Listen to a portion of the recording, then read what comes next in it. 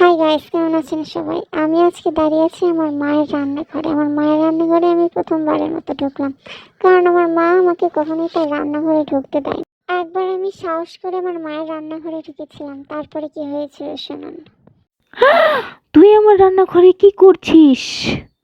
কেন এসেছিস এখানে? এরকম কেন করছো মা? আমি তো শুধু জল খেতে এসেছি। খাবারের টেবিলের উপরে জল রাখা আছে, ওখান থেকে খা। আচ্ছা, যাচ্ছি।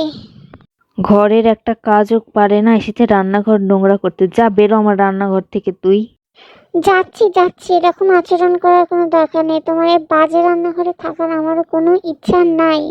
কি বললি তুই? ওরে বাবারে, পালাই। এই হলো কাহিনী। আমার মায়ের রান্নাঘর কেমন দেখতে সেটা অবশ্যই জানাবেন, আর আপনারা কেমন ভিডিও দেখতে পছন্দ করবেন সেটাও জানাবেন। আপনাদের পছন্দ মতো ভিডিও আমরা বানাবো। টাটা, বাই বাই, আর সাবস্ক্রাইব করবেন।